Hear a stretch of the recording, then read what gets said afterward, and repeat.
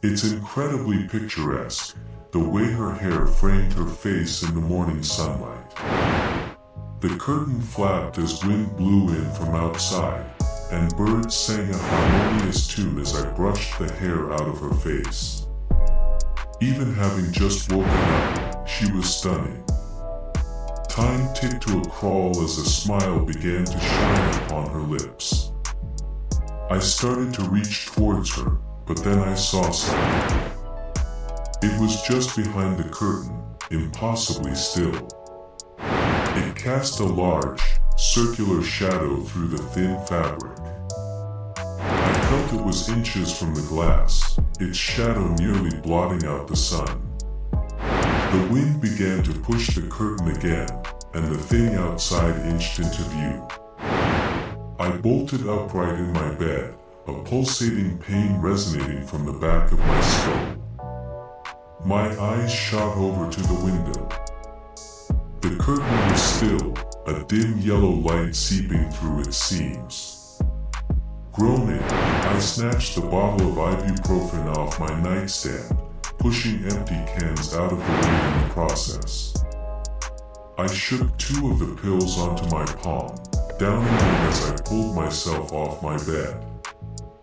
I trudged towards the window, pushing the dirty clothes that littered the floor aside with my foot. With my index finger, I moved the curtain to the side as sunlight began to spill into the room. My eyes strained as they adjusted to the harsh light. The dull gray blocks of the city outline pushed against the morning sun, cradling it against their harsh edges.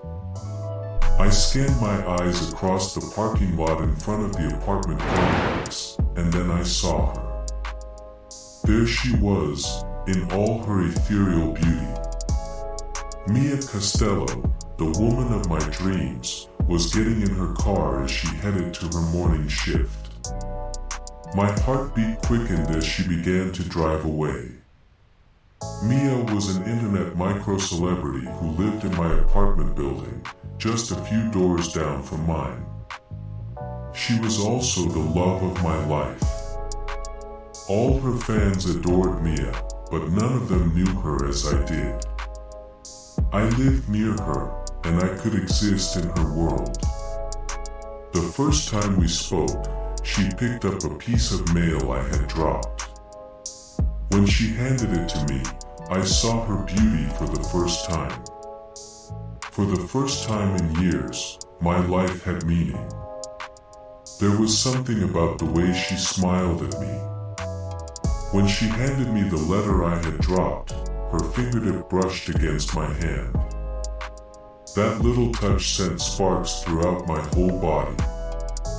Ever since that moment, we have shared something truly special. Sometimes, I would wait until the precise moment she'd leave her house and smoke right outside my door, just to catch a glimpse of her passing by. The way she would smile at me never failed to make my day. That smile was my one and only treasure. After watching her car disappear behind a building, I made my way over to my computer. I pushed the stained bowls and empty cups to the other side of the desk. I made sure to devote some time to her every day. Today was my day off, so I had more free time to give her. I'd spend hours scrolling through her social media pages, reading every comment. The people fawning over her used to upset me, but I've since come to my senses. None of them had the connection we did. They didn't know her scent, her nightly routine, the way she carried herself when she thought I wasn't looking. All the things I learned from simply observing her, watching her. I couldn't keep my eyes off of her. After a while, I glanced at the clock in the bottom left corner of my monitor. I had let time slip my mind while I was busy with Mia. Most of the day had passed, and I found myself incredibly hungry. I pushed myself away from my desk, the cold metal of the chair's legs scraping against the hardwood floor. As I walked towards the kitchen, I glanced towards the window. The light spilled in from behind the curtain. It was faint and dimming, a blend of pink and purple hues. It reminded me of Mia. I made my way to the window, pulling the curtain back just enough so I could peer outside. Cars dotted the parking lot, and the sun was setting behind the city skyline. The forest in front of the apartment building rustled as the trees swayed gently in the evening wind. As I scanned my eyes across the base of the trees, I could be sworn I saw a long, tall figure. It looked like the trunk of a completely different tree that didn't fit in with the surrounding forest. I leaned closer against my window, my forehead lightly pressing against the glass. Then I blinked, and it was gone. I rubbed my eyes before taking a second glance. Nothing was there. Not much happened over the next few days. Sometimes when I came home from work, I'd see Mia. She was eternally beautiful, even when she was just going about her everyday life. I always made sure to smile and wave any time I saw her. When she would forget to close her curtains, I'd pass a glance into her apartment. It was the small things she'd do that made me love her. Most nights, when I watched the new videos she posted, I'd pause the video and stare into her eyes as she applied her mascara. One day, I'd be able to tell her that she didn't need all of that makeup to look beautiful. She wasn't like other girls. Her natural beauty was all she'd ever need. After watching her videos for a few hours, I realized how hungry I was when my stomach began to ache. I got up and walked over to my fridge. There were a few cans of beer left, some loose ketchup packets, and a plate of cold spaghetti. I grabbed the plate and stuck it in the microwave. The light clicked off as it began to spin. As I stared into it, I noticed a slight reflection in the black mirror. I could see my pale face in that reflection. The bags under my eyes were deep, my hair greasy and tangled like a rat's nest. To avoid wallowing in self-hatred, I averted my eyes from the reflection of my face and instead looked at the mirrored reflection of my apartment.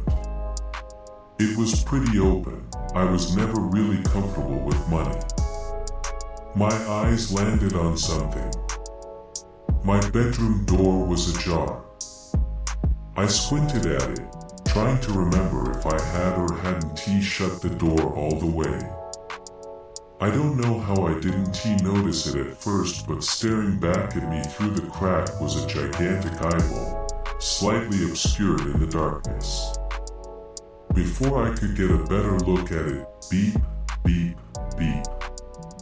The light in the microwave clicked back on, and the reflection blinked out of sight. I quickly turned to face the door, and it was gone.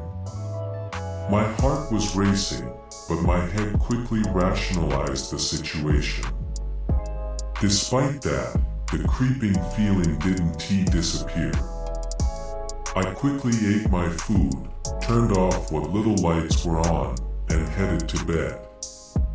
Grabbing my door handle, I couldn't help but feel uneasy. I pushed that feeling deep down and opened the door. The room was empty. After scanning my barren room, I let out an unconscious sigh of relief. I didn't know what I expected, but I was glad that nothing seemed inherently off. I got in bed, set my phone to charge, and lay there in the dark. My room had no windows, so if the lights were off, it would be pitch black. It didn't take long to fall asleep, especially when thinking about Mia. Even the thought of her brought me enough comfort to lull me to sleep. My back began to ache, a feeling I knew all too well from when I lived on the streets. I was sleeping on the ground. I hesitantly opened my eyes. I was staring at the sky, an endless sea of blue with no clouds in sight. My hands felt the ground beneath me. It was bumpy, warm, and sticky. I swear I could almost feel it pulsating. I slowly sat up, and the most intense feeling of dread washed over me. It was a feeling I could never describe. The ground was an endless, stretching sheet of exposed flesh, like skin turned inside out. Lanky, flesh-like stalks grew out of the ground. They looked like trees stripped of their leaves and branches. A shallow, breathy wind made them sway slightly. I slowly got up, my clothes sticking to the tacky red substance that was oozing out of the flesh beneath me. It stuck to my feet as I walked towards one of the stalks with all the grace of a newborn deer. It was